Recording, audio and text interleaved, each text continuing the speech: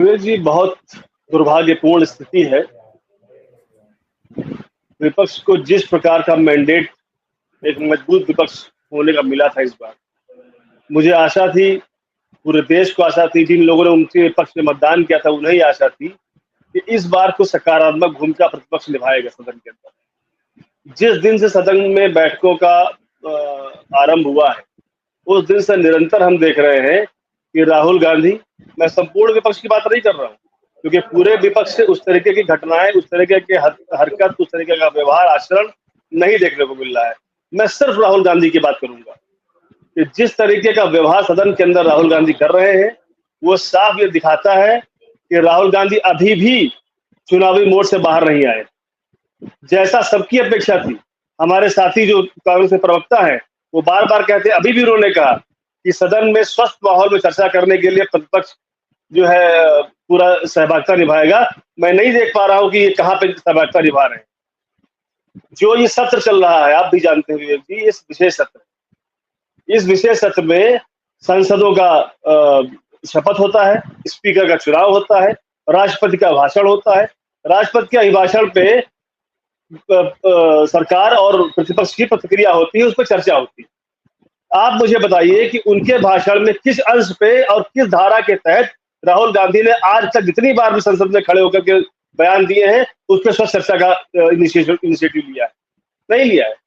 और जो जिस तरीके से पहले दिन इन्होंने मणिपुर की बात, जिस तरीके से इन्होंने पहले दिन, मैं सुबह उठता था तो 10 किलोमीटर चलता था, फिर मेरे पैर में घुटने में दर्द था, फिर मैंने सोचा कि मैं 10 चलता हूं तो 25 किलोमीटर चल सकता हूं, इस तरीके से मैंने यात्रा शुरू करी। ये सब क्या बकवास करते हैं। मैं समझता था कि ये एक समझदार नेता है।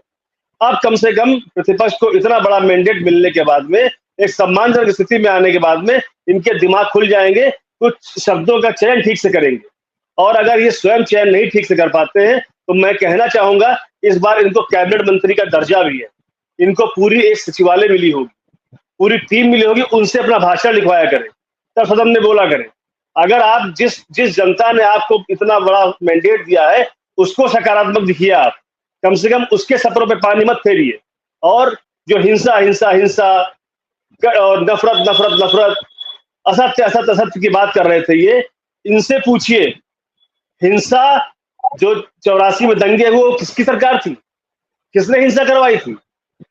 इस देश में हजारों ऐसे कारण हमें गिनवाने लगूंगा तो पूरा दिन निकल जाएगा, जब हिंसा का पर्याय बनी कांग्रेस पार्टी भारत के अंदर। असत्य की बात आप कर रहे हैं, अभी भी आप असत्य बोल रहे हैं। असत्य, जिस तरीके से आपने असत्य का नैरेटिव फैला करके पूरे चुनाव को लड़ा, उसी असत्य पे आप आज भी खड़े हैं। आज भी आप कहते हैं कि संसद में हम स्वच्छ चर्चा करेंगे, आप चर्चा नहीं करते।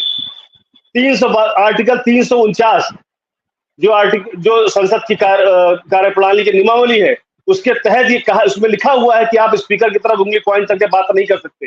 लेकिन आपने देखा पूरे भाषण के दौरान ये बराबर स्पीकर की तरफ पॉइंट आउट करते हुए बात कर रहे थे। इतना असंवेदनशील व्यक्ति अगर कोई है तो मैं नहीं समझता हूं कि वो नेता प्रतिपक्ष बनने के लायक भी है। मैं समझता हूं इनसे बेहतर नेता इनके इंडिया अलायंस में है। आप अखिलेश जी को बना देते, आप ममता बनर्जी को बना देते, आपसे बेहतर परफॉर्मेंस को देते। मुझे बड़ी शर्म आ रही है आज ये देखते हुए कि जिस तरीके से राहुल गांधी ने सदन के अंदर परफॉर्मेंस दी है, ये बहुत ही शर्मनाक है। कौन? ममता जी तो मुख्यमंत्री है, उनको कैसे बना देते? अरे मुख्यमंत्री है, आप उनको सदन में लाइए, तो चुनाव के लिए उनको लेके जाइए, उनकी सीट खाली कराइए। आप जानते हैं चुनाव कराने की प्रक्रिया है ना, 6 महीने के अंदर करा सकते हैं। आप उनको सदन में लेके आइए।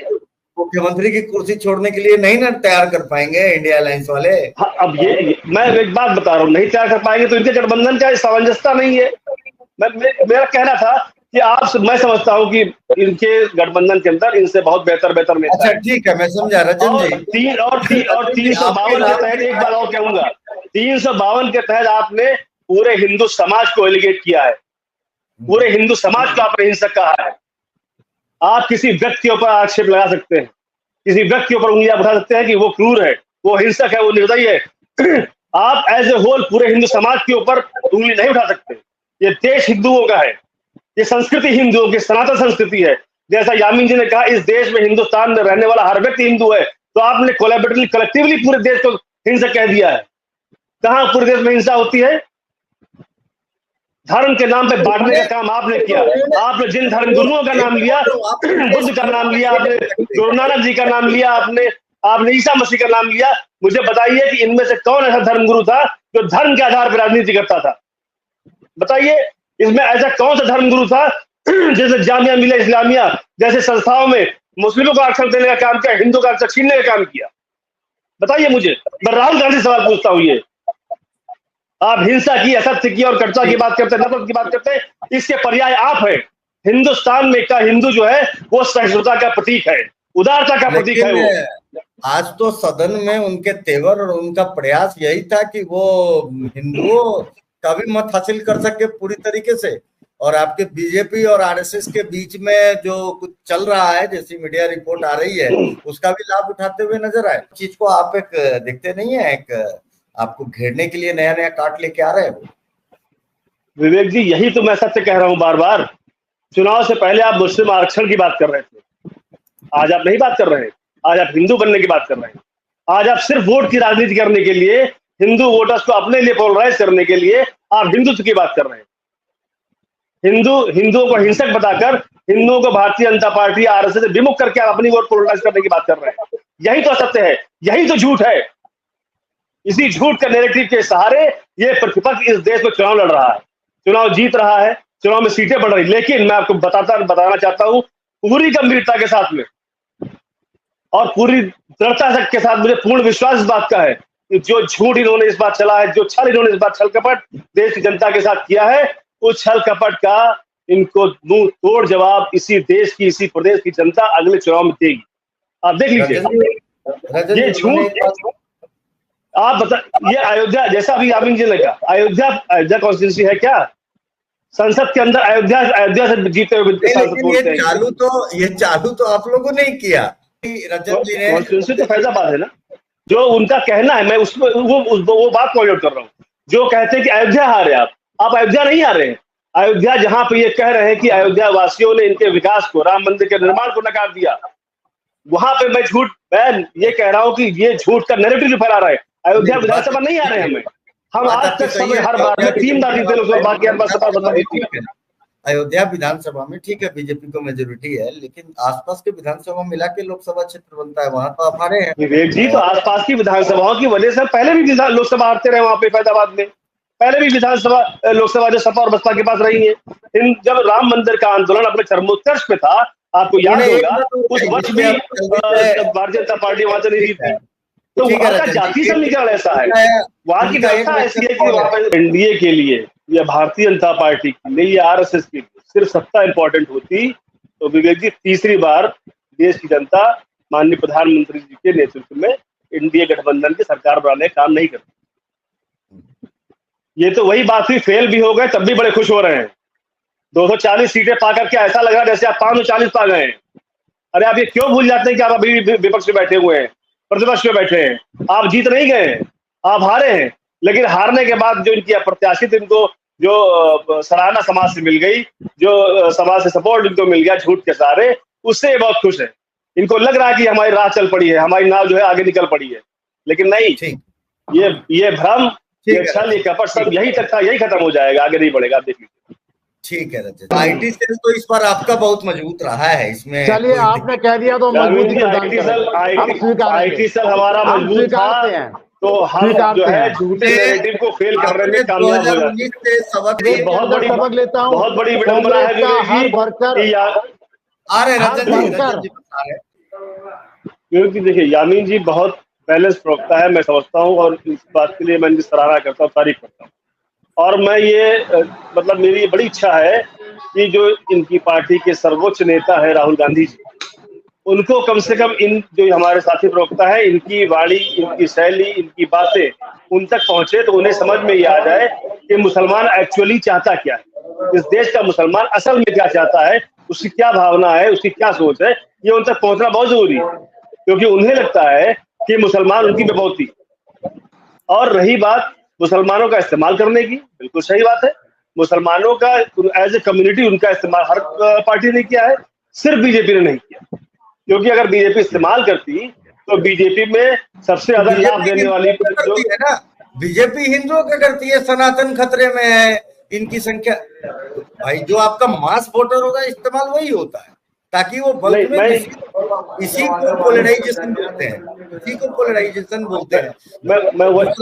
दूसरा इसी को तुष्टिकरण भी बोलते हैं कि बोलते बहुत कुछ रहेंगे, करेंगे कुछ नहीं, एक वर्चुअल चीजें क्रिएट करें। इसमें विवेक जी मैं ये कहना चाहता हूँ, जो भारतीय जनता पार्टी है वो अपनी दोनों आंखों से बराबर देखती है। हिंदुस्तान में वो हिंदू की पार्टी है, तो हिंदुस्तान में रहने वाला वो चाहे मुसलमान हो, चाहे हिंदू हो, चाहे सिख हो, चाहे ईसाई हो, चाहे जैन, बहुत कुछ भी हो, वो सब उसके लिए हिंदू है। इसलिए हर हिंदू के लिए वो काम करना चाहती है। हर हिंदू को उसने प्रधानमंत्री गरीब आवास योजना के तहत लाभान्वित किया, वो चाहे मुसलमान हो और चाहे ब्राह्मण हो, चाहे ठाकुर हो, चाहे एससी हो, चाहे एसटी हो, किसी बिरादरी का हो, सबको लाभ दिया। किसान सम्मान निधि से सबको नवाजा है, सबको उसका लाभ मिला है।